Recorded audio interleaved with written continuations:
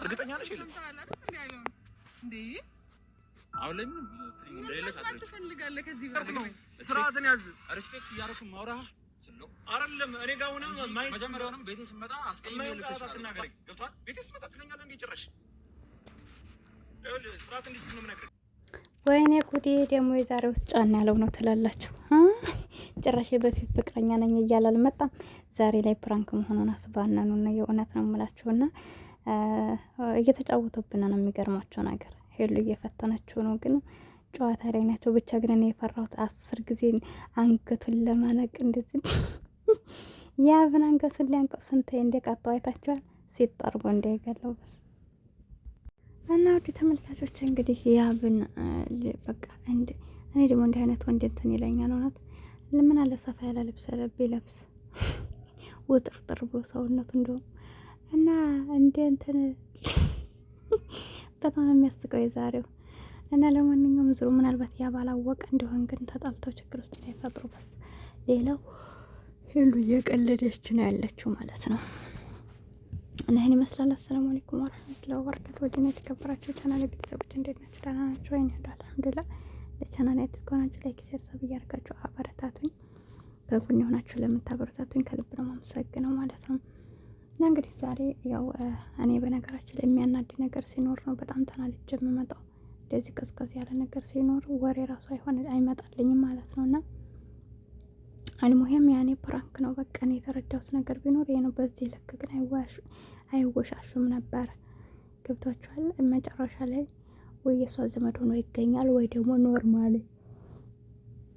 እሱን ለማስቀናት ያደረገችው ነገር እንዳለ ይገባኛል። ለምን እንደው ታውቃላችሁ? ዛሬ ላይ አሁን አብረን እየኖርን ነው፣ ፍቅረኛዋ ነኝ፣ ትወደኛለች፣ እወዳታለሁ የሚለው ነገር ብቻ ሳይሆን የበፊት ፍቅረኛዬ ናት ስላለ የውሸት ነው። ገብቷችኋል? በቃ አምልጦታል ማለት ነው። ምክንያቱም እኛ ሄሉ ከሚዲያ የተደበቀ ነገር የላትም በህይወቷ። እንግዲህ የምናውቀው ነገር ቢኖር እንደዛ ነው። ስለዚህ ከሚዲያ የተደበቀን ነገር ደግሞ ማውጣትም ከሌለባት አታወጣውም ነበረ። ማውጣትም ካለባት ደግሞ እስከዛሬ የምናውቀው ነበረ። ይሄ ልጅ ደግሞ የእውነት የበፊት ፍቅረኛዋ ቢሆን ዛሬ ላይ ሳይሆን በፊት ራሱ ብቸኛ በነበረ ሰዓት በተከፋችበት ሰዓት ይመጣ ነበር። አይተነው አናውቅም። አዲስ ሰው ነው። ስለዚህ ያው ፕራንክ እየሰሩብን ስለሆነ ብዙ እህቶች አላችሁ ተጨንቃችሁ ተጠባችሁ፣ የእነሱ መጣላት የሚያሳስባችሁ እና ያብና ሄሉ አይለያዩም። ያው ይታረቃሉ በሂደት ማለት ነው። ያብም እንግዲህ አንዳንድ ጊዜ እሷ ጥፋ ስታጠፋ ነው እንጂ ነገሮችን የሚያካብደው ሄሉን ለመለየት ትንሽ ይከብደዋል። መለየት አይፈልግም እሷ ጋር መለየት ስለማይፈልግ እንግዲህ ጠግ ድረስ አብሮ ይጓዛል። አሁን ራሱ እሷ እንዲህ ያደረገች ብሎ ከመሄድ ይልቅ ነው እሷ ጋር ነው የሚጋፈጠው።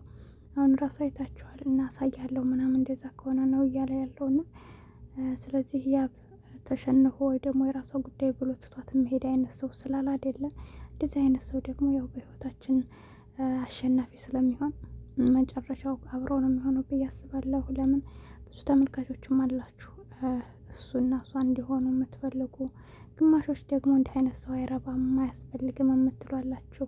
እንግዲህ የሁላችንም አመለካከት ልክ አይደለም አይባልም። ሁሉም ሰው እንደ መልካችን አስተሳሰባችንም ሁሉ ነገራችን እየተለያየ ነው። እንዲሁም ደግሞ እኔ የምኖረውን ህይወት እኔ ተደስቼበት የምኖረው ህይወት ለእናንተ ላትደሰቱበት ወይም ደግሞ ሊደብራችሁ ይችላል። እናንተ ተደስታችሁ የምትኖሩበትን ህይወት ደግሞ እኔ ሊደብረኝና እንትን ላይመቸኝ ይችላል። አያችሁት? እና የሰው ልጅ እንደዛ ነውና ሁሉም የየራሱ አመለካከት ስላለው አመለካከታቸው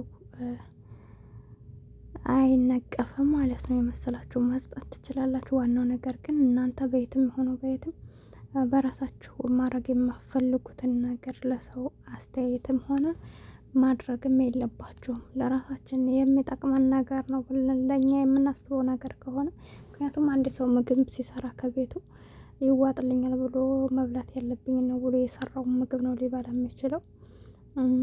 ስለዚህ ለዛ ሰው ተብሎ ደግሞ እናንተ አንድ ሰው ቢመጣ ድንገት የምትሰጡት ያን የሰራችሁትን የተሰራ ምግብ ነው አብራችሁ ከፍላችሁ የምትሰጡት። ያን ሰው ቢመቸውም ባይመቸውም ሰው አይመለከታችሁም። ምክንያቱም እናንተ እየበላችሁ ያላችሁ ለነፍሳችሁ የምታደርጉትን ስለሰጣችሁ ስለዛ ሰው ከዛ ቢበላም ባይበላም ምንም አይደለም። እሱ የእሱ መብት ነው ማለት ነውና በእያንዳንዱ በምንወስናቸው ውሳኔ በምንሰጣቸው ማስተያየት ሁሉ እኛ ለራሳችን የሚዋጥልንን ነገር ለራሳችን ማድረግ የምንችለውን ነገር ለራሳችን በቃ ጥሩ ነው የምንለውን ነገር ለሰውም ብናስቀምጥለት ሀሳብ አስተያየት ጥሩ ነው። ለእኛ ደግሞ ይሄ ነገር ይጎዳናል ብለን የምናስባቸውን በራሳችን አመለካከት ለሰውም ደግሞ ይጎዳቸዋል ብለን ካሰብን ያንን ነገር ማድረግ የለብንም ማለት ነው። እና ይህን ይመስላል የትክክለኛ ሰው አመለካከት። እና እንግዲህ ሄሉሻ ያደረገች ያላቸው ብዙ እህቶችም አላቸው። አንዳንድ እህቶች ለምንድን ነው ከዛም የምትለጣጠፈው? ጥሩ አይደለም፣ ቤተሰብ ያሰድባል፣ እሷም ለክብሯ እያላችሁ ነው እንግዲህ። ስብሀናላ የሶሻል ሚዲያ ከመጣ በነገራችን ላይ ክብር የሚባል ነገር ማንኛችንም የለንም። የሶሻል ሚዲያ ላይ ተመቶ ክብር አራባ ፍጹም የለም። የሚገርማችሁ ነገር ግን ምክንያቱም ገንዘብ አንዴ የሰው ልጅ ገንዘብን የምናሳድድ ከሆነ ገንዘብ በጣም አሸናፊ ነው። ገንዘብ በጣም ችግር ውስጥ ነው የሚከተንና አላህ በኢማናችን የጸናን ያድርገና። ገንዘብ ነው የሰው ልጅ እያስቀጨው ያለው በየበረሃው እንግዲህ አይታችኋል። በሳውዲ ለመግባት ሲመጡ ደላላዎች እንደዛ ሰዎችን እያሰቃዩ የእሱ ወንድም እያለው እናት እያለው ወንድ ልጅ እያለው በቃ ብዙ ነገር በሴት እህቶቻችንና በወንድ ወንድሞቻችን ላይ የሚሰራ ግፍ አይታችኋል። ይህ ሁላ ምን ይመስላችኋል? ገንዘብ ነው። ገባቸው እና ገንዘብ የሚያሳድር ሰው ክብሩን ሳይሆን ህይወቱን ራሱ ቦታ አይሰጠውም። እና እዚህ ሶሻል ሚዲያ የመጣ ሰው እና ደላላ ሰው ማለት ነው ክብር የሚባል ነገር የላቸውም።